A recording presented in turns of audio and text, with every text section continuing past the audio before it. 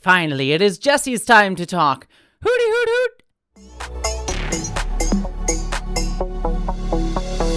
Hello interwebs, welcome to my channel. Today I am going to be reviewing Owl House Season 1, which I am honestly very excited to say I finished just in time for the beginning of Owl House Season 2. Yeah, I'm actually recording this video on Saturday. I literally finished the last episode of Owl House Season 1 this morning, and Owl House Season 2 premieres this night that I'm planning to watch after my drunken video game streams that I do over on my main channel. So, kind of excited about this show, and that kind of gives you a hint of what this review is going to be overall.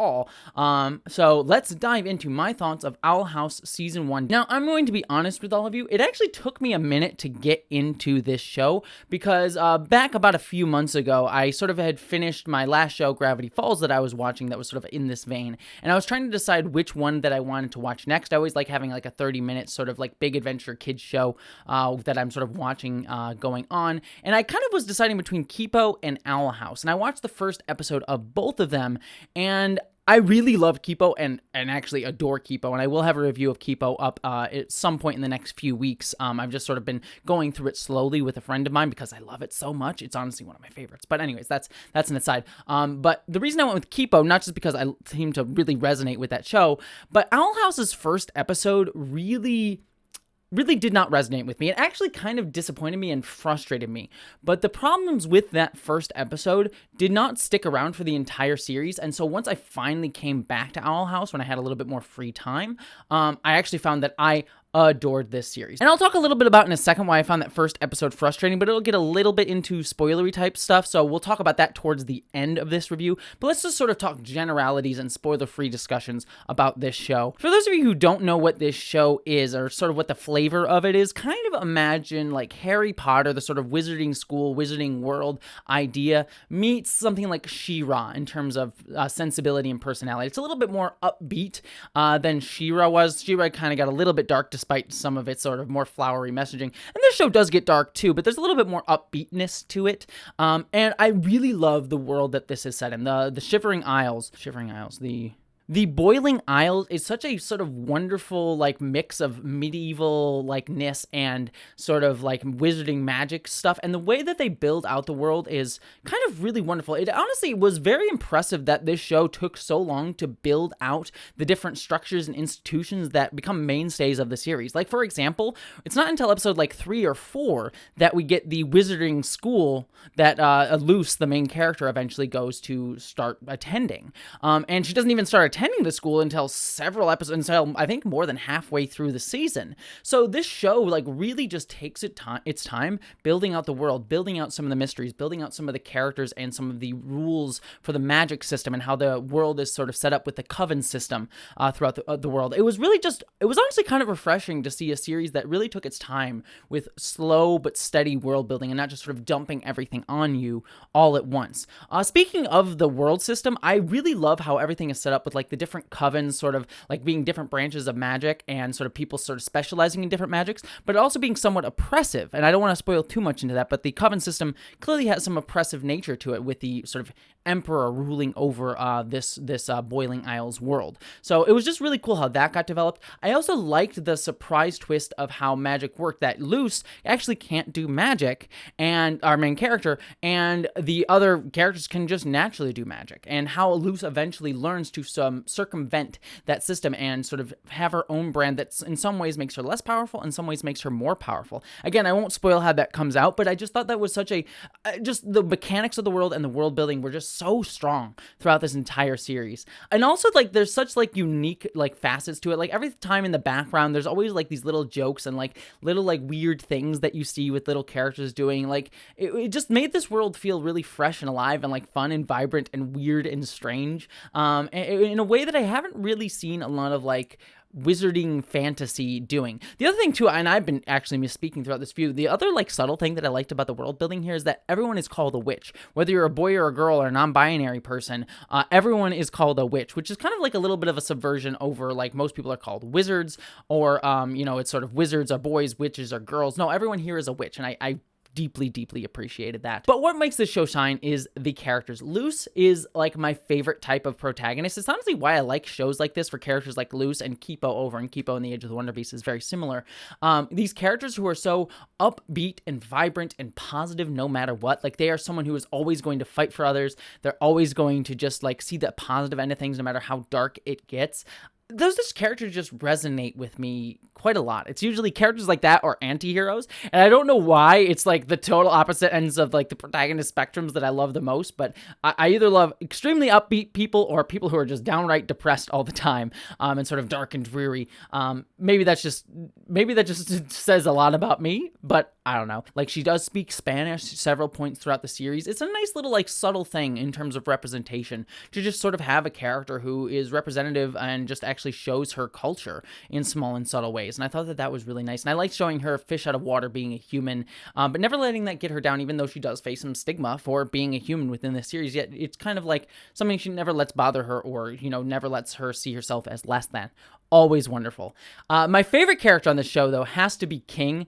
King, who looks like a little, why am I blanking on his name? Cubone from Pokemon. He looks like Cubone from Pokemon, but he's just so adorable. I mean, the show knows that he's adorable and he's so cute, but I love he's just always just like, I don't like to be babied. I don't like to be looked down upon. I am a demon, and I am gonna kick butt. But he's just so cute and adorable, and I like that. There's even a few episodes within the series where they sort of subvert that, where they sort of like show that him being babied is something that really frustrates him. And I like the moments where he's shown as like, no, I want to be seen as a full like person, a full adult, and not be sort of looked down upon or infantilized. And I thought that was like a nice little subversion of his character trope. Ida, the sort of main teacher woman, I kind of liked her the least. She's not a bad character. I definitely enjoyed her. She's not like someone who I loved, but I just didn't resonate with her as much. She's sort of like a little bit full of herself. She's sort of like, I'm the best witch in the Isles. But you know, the show is also aware that like she's kind of like, you know, not all that all the time. She's kind of full of herself and gets distracted very easily. But you do start to feel with her through the curse that we eventually learn that she has. And again, I won't spoil too much where that storyline goes, but I do really like that overall storyline, and I like that it sort of shows that she's got some demons, quite literally, going on within her. And that was sort of fun. I also loved all of the school kids' friends of Luz. Willow being sort of a main one. I really liked Willow, but again, she was never really the focus. And again, like, well, this is like one of those interesting things about the show is like typically like characters like Willow or Gus or Amity Blight would kind of be more regular presences within the show. But again, because the show just sort of like builds out its world in such an interesting way, it's always centered on Luz, but we don't always see Willow. We don't always see Gus. We don't always see Amity. And I kind of liked that. It kind of gave us like a little breaks on these characters and let us, when we do see them, know that they're being used fully. And I think Willow's sort of background and how she sort of develops a love for Luz and you know, trying to like figure out some of the darker parts of her past were all very nice. I was a little bit disappointed. I like Gus quite a bit, but I was disappointed in the fact that he didn't get a lot of attention to him. He's just sort of kind of there, and he gets like some eccentricities like loving humans and things like that. He gets like one episode throughout the show. Otherwise, he's not really too centered, and I do hope that season 2 gives Gus a little bit more to do, because I think he's a really fun character and I really enjoy his personality, but he's just never given a ton to do throughout all of this. However, the character that I absolutely love is Amity. Amity starts off as like the typical, like, you know, bully jerk in this series, but how they build her out and actually make you start to feel for her very quickly too, and actually start to soften her. And, you know, she never loses her like sort of bad girl attitude, but she starts to become a little bit more understandable. You start to see the frustration, you start to see her vulnerabilities.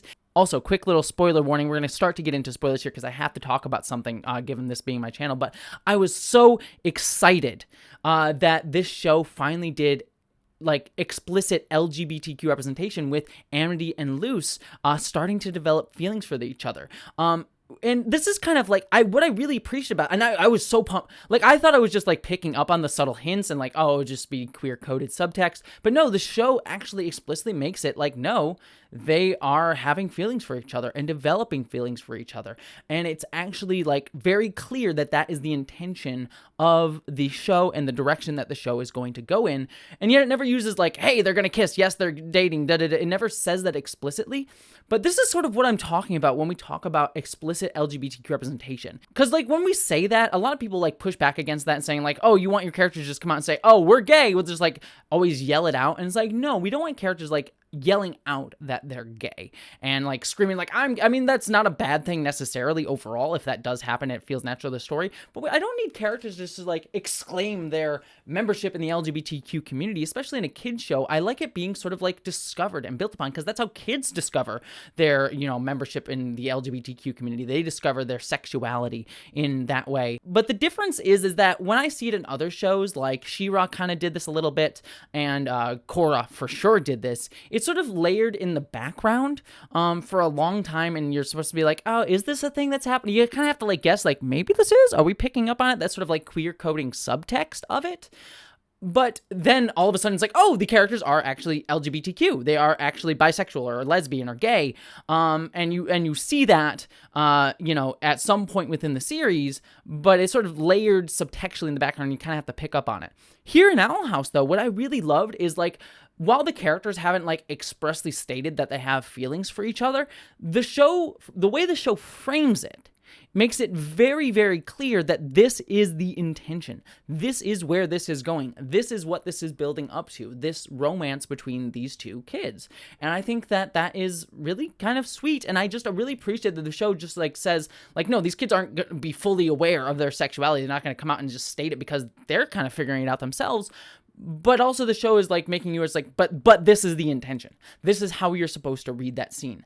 And the same way that we sort of read like straight romances in like kid shows where characters are like, oh, I don't know if I'm having feelings for her, or like they sort of keep it hidden in the background, and a boy character will be like, oh, I think I have feelings. Like it's never explicitly stated, but you get the sense of it. And the same thing happens here with this romance. And I appreciated that normalization of this type of romance story. Because again, She-Ra does it, I think, better than most. And it never was super subtle, but it never really made it super explicit until the final few episodes that Catra and She-Ra had romantic feelings for each other. Same thing with Korra.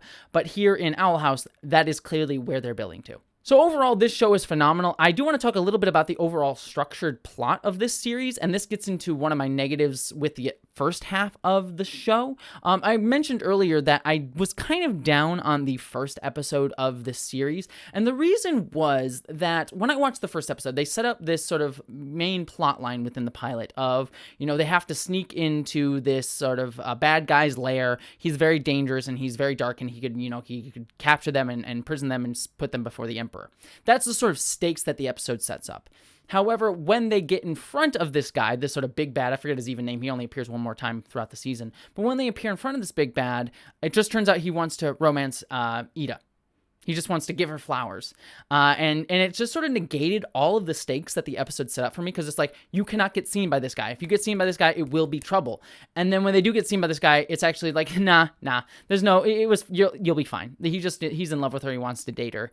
And it just sort of frustrated me a little bit, because I'm like, oh, that means that you're setting up stakes and then not following through on them just to sort of get the characters out of the situation. It's like, oh, we have stakes, and now the characters in a bind, we have to negate the stakes to get them out. Instead of finding like a clever way for them to get through the stakes, we just negate them. And I don't need shows to have like big stakes all the time. I don't need to be like revolutionary plots or taking down the Emperor, or taking down the bad guy. You can have very simple stakes, but you need to kind of keep them consistent. And watching that first episode just really frustrated me, because it just so undercut its own level of stakes. And I'm like, oh, I can never really trust this show again to just like tell me like this is going to be a problem and then have it actually be a problem. So that really frustrated me, and that's what turned me off watching the show for the longest time, because I'm like, oh, I don't want a show that just undercuts itself all the time with this plot, where it doesn't really take itself seriously enough in terms of its own internalized world building. You know, I don't need a show to be like super serious. I just mean like, when you set stakes, keep the stakes. And that frustrated me in the first episode here, but then the rest of the series never did that. The rest of the series actually, whenever it set up stakes, whenever it set up storylines like, you know, a character is cursed, or, you know, the characters might be in a dangerous moment, the show actually always followed through on it and had the characters deal with it and push through it. And so it's just kind of like strange to me that in the first episode, they kind of undercut that. It was just a very awkward way, an awkward first step forward. I mean, I don't mind that in like an episode or two down the line where you have like, oh, we subverted the stakes. But in your very first episode to do that and sort of setting that as your initial impression for what the series is going to be, it kind of frustrated me, and that's what turned me off. But again, the rest of the series does not do that. So for me, it was a turnoff for a while. And if it's something that might be a turnoff for you, I just know that the rest of the series does not do that. Maybe it's just my own proclivities, but it was just something that like kind of turned me off from watching the show for a couple months before I finally came back to it. And it might have actually stopped me from watching this show if it hadn't been recommended and talked about to me through other friends of mine, like Council of Geeks, who pushed me to keep watching this show. But overall, the rest of this, the overall arcing plot is sort of, like I said, slowly built, but eventually culminates in a great climax for the end of the season. And I'm very excited to see where the show goes in season 2, because it set up a new status quo for season 2 that I think is very exciting and fun and interesting, but still sort of keeps the core of what the show is and what makes it so much fun. So overall, I think Owl House is a fantastic show. A little bit of a rough first episode, but the characters are wonderful. The world is wonderful. The world building is slow and steady, yet fascinating as it goes through. I'm honestly very excited for season 2. So yeah, that's my review of Owl House season 1. What did you think of it? Did you like Owl House season 1? Is King also super adorable to you as well? I'd love to hear all of that down in the comments below. Also, don't forget to subscribe to this channel. I also have my main channel, Jessie Gender, where I do more video essays stuff instead of the off-the-cuff discussions that I do on this channel. I also have a Patreon that can help me out on, but beyond all of that, I hope that you, as always, live long and prosper. Also, what is my hair keeps falling off to the side. It just drives me crazy.